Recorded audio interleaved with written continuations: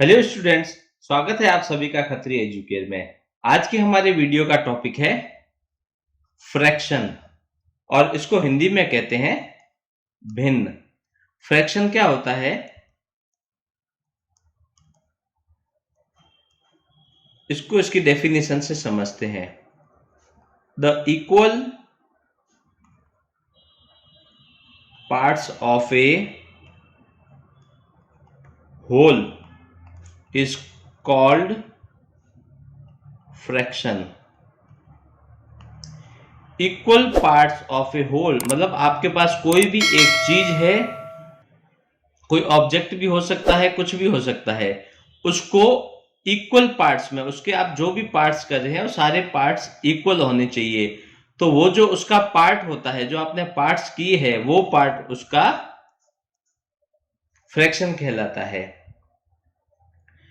ये फ्रैक्शन को लिखा जाता है, फ्रैक्शन को, ये फ्रैक्शन, ये भिन्न, इसको लिखा जाता है P अपॉन Q की फॉर्म में। P अपॉन Q या फिर P बाई Q। यहाँ पे जो P है कोई भी नंबर हो सकता है, एक Q भी है कोई भी नंबर हो सकता है। तो ये जो P है ये हो जाएगा, ये होता है न्यूमेरेटर, Q होता है डिनोमिनेटर। हिंदी में अगर मैं कहूं तो ये होता है अंश और ये होता है हर। तो फ्रैक्शन क्या हो गया? न्यूमेरेटर अपॉन डिनोमिनेटर और या फिर अंश बटा हर हो जाएगा। अभी इसको कुछ एग्जाम्पल से समझते हैं। आप लोगों ने अपने फ्रेंड्स या फिर फैमिली के साथ में खाने की चीजें शेयर तो जरूर की होगी, जैसे पिज्जा है, चॉकलेट्स है। तब आप क्या करते हैं कि चलो एक चॉकलेट है आधा खा लेते हैं, या फिर एक पिज्जा लाए हैं उसको आधा आधा खा लेते हैं। अब आप आधा आधा खाएंगे कैसे? तो चॉकलेट को पीसेज में कट कर लेंगे। अब चॉकलेट पर वैसे भी डिजाइन बनी होती है उसको तोड़ने के लिए, तो जब आप उनको तोड़ते हैं तो वो चॉकलेट के जो पीसेज है बराबर बराबर जो उसका साइज होता है उसमें वो टूटते हैं। फिर आप उसको बराबर जो पीसेज है उनको बांट कर खा सकते हैं। वैसे भी पिज्जा में क्या होता है, पिज्जा को स्लाइसेस में कट किया हुआ होता है। तो पिज्जा में 4 स्लाइस आता है, 6 स्लाइस आता है, 8 स्लाइस आता है। तो आप इन स्लाइसेस को बांट कर खा सकते हैं। एक बहुत ही बढ़िया एग्जाम्पल है फ्रैक्शन को समझने का। आपने एप्पल कटर तो देखा होगा। तो जब आप एप्पल कटर से एप्पल को कट करते हैं तो एकदम इक्वल साइज और शेप की एप्पल की स्लाइसेस आपको मिलती है। तो इन्हीं चीजों को बराबर कट करने के बाद जो उसके इक्वल पीसेज या इक्वल पार्ट्स आपको मिलते हैं वो पीसेज कहलाते हैं उसके फ्रैक्शन। पिज्जा की एक स्लाइस फ्रैक्शन हो गई उस पूरे पिज्जा का, चॉकलेट का एक पीस फ्रैक्शन हो गया उस पूरे चॉकलेट का, और एप्पल की एक स्लाइस फ्रैक्शन हो गई उस पूरे एप्पल की। तो आइए फ्रैक्शंस की कुछ बेसिक टर्म्स एग्जाम्पल से समझते हैं।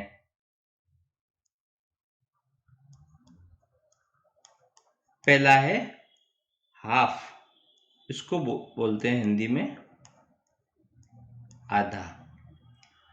अब हाफ को डेफिनेशन से देखते हैं कि व्हेन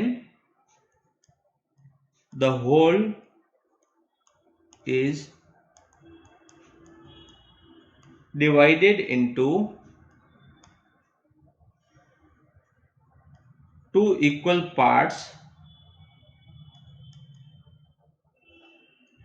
हमारे पास कोई भी चीज है, कोई भी प्रोडक्ट हो सकता है, कोई भी ऑब्जेक्ट हो सकता है, जब हम उसको बराबर दो पार्ट्स में डिवाइड करते हैं तो उसमें से जो हर एक पार्ट होता है वह होता है उसका आधा पार्ट।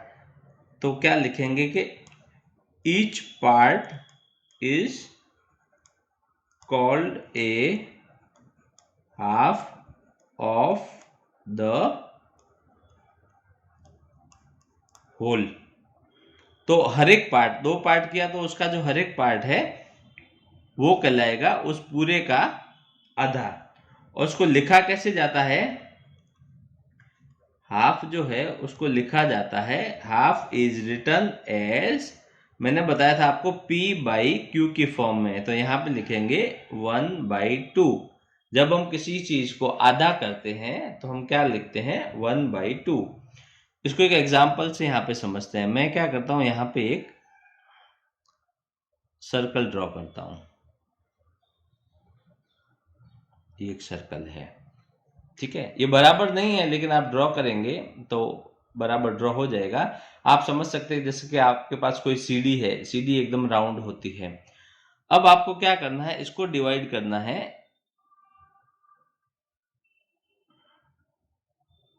2 इक्वल पार्ट्स में। तो ये एक पार्ट हो गया और ये दूसरा पार्ट हो गया। तो अकॉर्डिंग टू डेफिनेशन क्या होगा, जब ये दो पार्ट को डिवाइड किया तो एक पार्ट इसका हाफ होगा और ये पार्ट भी हाफ हुआ। मतलब ये पूरे का ये पार्ट हाफ है और ये पार्ट हाफ है। अब मैं क्या करता हूँ, ये एक पोर्शन जो है हाफ पार्ट, उसको शेड कर देता हूं। तो ये जो पार्ट है शेडेड पार्ट, तो इसका फ्रैक्शन क्या होगा, फ्रैक्शन ऑफ ये शेडेड पार्ट। कैसे लिखते हैं हम इसको, P अपॉन Q की फॉर्म में। कैसे लिखना है, P अपॉन Q की फॉर्म में। तो मैं इसको ये लिखूंगा। अब आपको जो डिनोमिनेटर है, जो हर की साइड है, यहाँ पे क्या लिखना है, आपने एक होल जो यहाँ पे जैसे सर्कल है या कुछ भी हो सकता है, आपने इसके पार्ट कितने किए, ये एक पार्ट है, ये दूसरा पार्ट है, कितने किए, 2 इक्वल पार्ट्स। तो यहाँ पे लिखेंगे आप 2। और न्यूमरेटर में या फिर अंश में क्या लिखेंगे, हमें चाहिए शेडेड पार्ट। कितने शेडेड पार्ट है, एक शेडेड पार्ट है, तो 1/2। तो देखिए हमने क्या बोला था, अकॉर्डिंग टू डेफिनेशन इसको दो बराबर पार्ट में डिवाइड करना है और हाफ को लिखा जाता है एज ए 1/2। अब ये जो इसका सेकंड जो रिमेनिंग पार्ट है, ये क्या हो गया, अनशेडेड है। तो फ्रैक्शन ऑफ अनशेडेड पार्ट। अब ये क्या होगा, अगेन P अपॉन Q की फॉर्म में। टोटल कितने पार्ट है, 2 पार्ट किए थे, और अनशेडेड कितना है, 1 पार्ट है। तो हम क्या करेंगे, ये 1, तो देखो ये भी क्या आया, 1/2। तो ये हो गया एक एग्जाम्पल हाफ का और फिर उसका फ्रैक्शन, उसको कैसे लिखा जाता है। आप ऐसे समझ सकते हैं, अभी सर्कल नहीं है, प्रैक्टिकली अगर आपको देखना है तो आपके पास में एक ये पेपर है, आपको हाफ करना है। आप क्या करेंगे, इसको इक्वल हाफ करना है, तो इसलिए आपने इसको क्या किया, ये लाइन से ये लाइन को मैच किया, ये इसको मैच किया। मैच करने से क्या हुआ, देखो ये बराबर दो पार्ट में, ये इसका हो गया 1 पार्ट, ये इसका हो गया 2 पार्ट। अब इसको एक पार्ट को हमने ये शेड कर दिया। वैसे हमने यहाँ पे सर्कल को बताया है। अब जो दूसरा जो इसका है टर्म हम समझ सकते हैं, वो है क्वार्टर। क्वार्टर क्या होता है, एक चौथाई, उसका 1/4 पार्ट। क्वार्टर को कैसे समझेंगे कि when the whole is divided into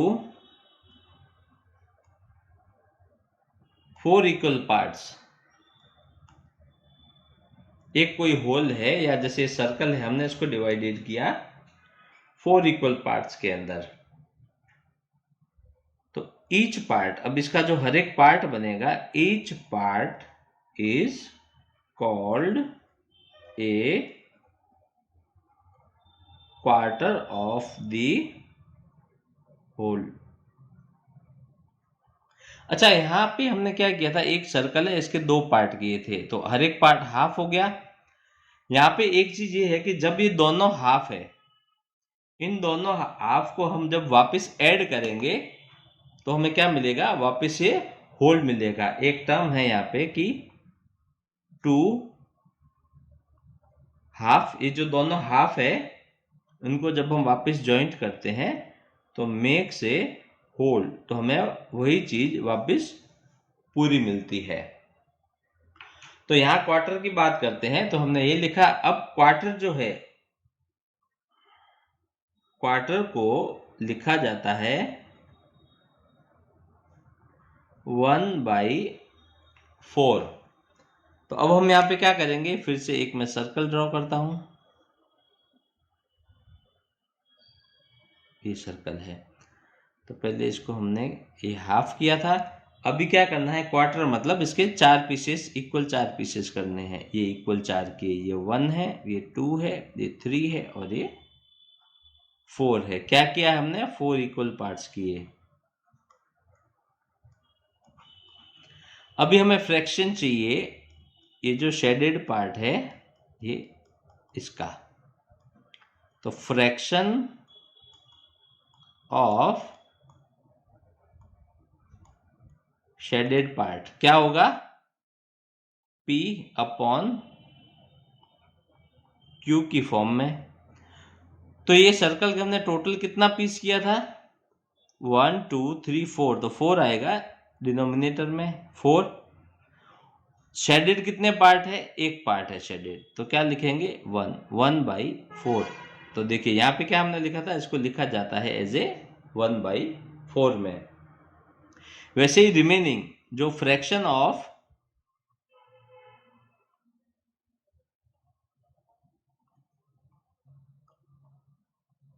unshielded part है उसको कैसे लिखेंगे, अगेन P अपॉन Q की फॉर्म में। Q मतलब टोटल कितने पार्ट है, 1 2 3 4, डिनोमिनेटर में 4, न्यूमरेटर में क्या आएगा, अनशेडेड चाहिए। अनशेडेड कितने हैं, ये 1 2 एंड 3 पार्ट है, तो हमने यहाँ पे लिख दिया ये 3 पार्ट। वैसे ही यहाँ पे मैं एक नोट लिखता हूं कि 4 क्वार्टर्स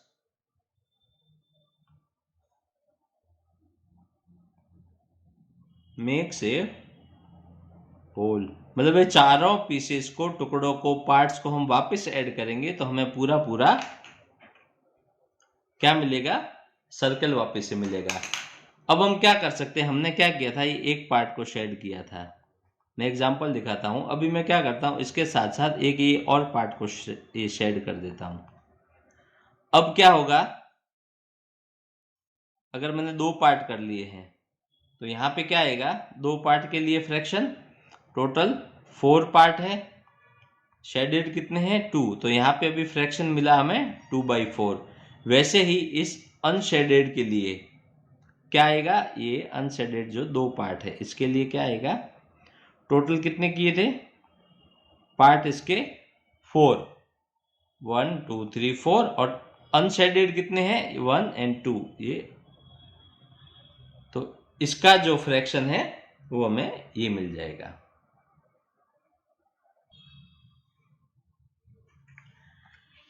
फिर अगर पेपर से समझना है तो हम ऐसे समझ सकते हैं। देखिए पहले हमने क्या किया था, इसके हाफ किया था, तो बराबर इसके, इसको मैं रखता हूं तो क्या हो गया, देखिए बराबर 2 पार्ट हो गए। अब इसको मैं फिर से फोल्ड करता हूं।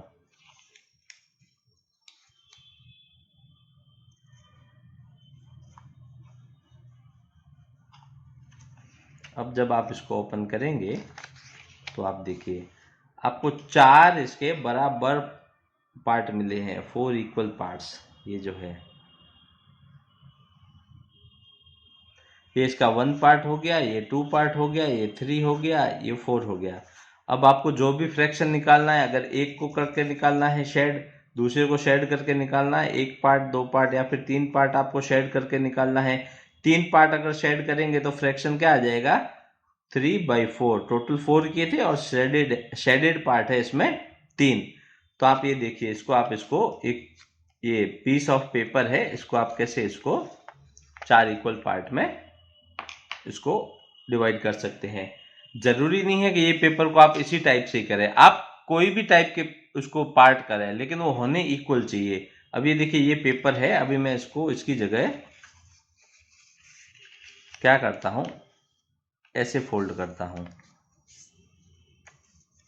तो देखिए आपको अभी दो जो इसके जो मिले हैं, किस टाइप से मिली है शेप, ये ट्राइंगल हो गया। यहाँ पे हमें स्क्वायर टाइप में मिला था। जब हमने दो पार्ट किए थे तो देखिए एक स्क्वायर था, इसके दो पार्ट किए, दो रेक्टेंगल मिले। इसके हमने चार पार्ट किए तो हमें क्या मिला, स्क्वायर टाइप का मिला। अगर मैं इसको इस टाइप से फोल्ड करूं तो आप देखिए दो बराबर पार्ट है, पर ये इस बार ट्राइंगल शेप का है। इसको मैं फर्दर फोल्ड करता हूं ऐसे, ये देखिए एकदम इक्वल पार्ट है। अब इसको आप ओपन करिए, अब आप देखिए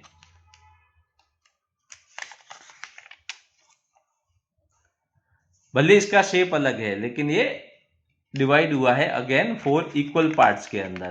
तो कोई भी चीज है आपको डिवाइड करनी है इक्वल पार्ट्स के अंदर, ऐसे ही नहीं करना है, ठीक है। अब बात करते हैं नेक्स्ट टर्म की, वो क्या है 1/3। इसको क्या बोलेंगे, 1/3 को 1/3।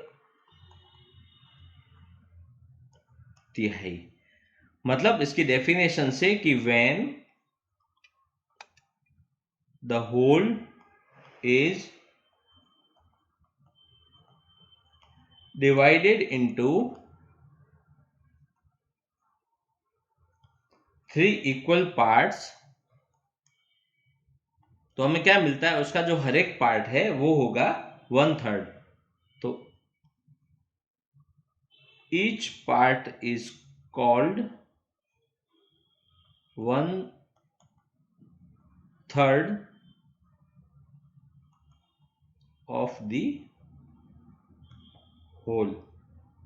तो 1/3 को रिप्रेजेंट कैसे करेंगे, 1/3 रिटन एज 1/3। तो कोई भी एक चीज है, हमने क्या किया यहाँ पे, फिर से वही सर्कल लिया, ठीक है, एक सर्कल है। अभी सर्कल को डिवाइड करना है 3 इक्वल पार्ट्स को। 3 इक्वल पार्ट्स कैसे होंगे, एक, ये 2 और ये। अब ये 1, ये 2 और ये सर्कल के 3 इक्वल पार्ट कर दिए। अभी अगेन फिर से मैं एक पार्ट को यहाँ पे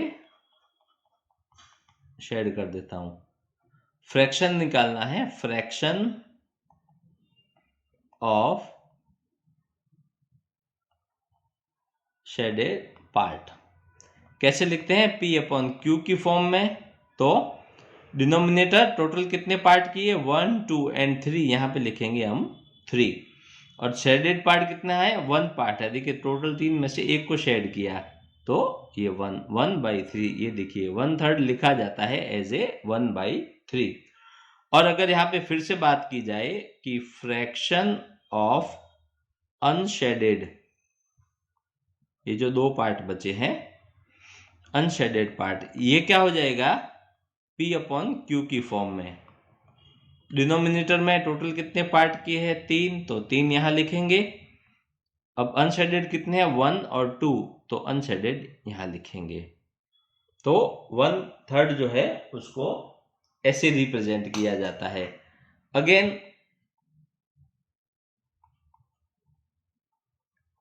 3, 1 जो थर्ड्स है मेक्स ए होल। जब हम तीनों पार्ट को वापस से मिलाएंगे, ऐड करेंगे, जोड़ेंगे, तो क्या मिलेगा हमें वापस, होल। ये पूरा सर्कल हमें वापस मिलेगा। तो स्टूडेंट्स, आशा करते हैं कि आज का ये टॉपिक भी आपको बहुत अच्छे से समझ में आया होगा। और भी नए टॉपिक्स के लिए हमारे साथ हमारे चैनल पर जुड़े रहें। फिर मिलेंगे नेक्स्ट वीडियो में न्यू टॉपिक के साथ। Thank you.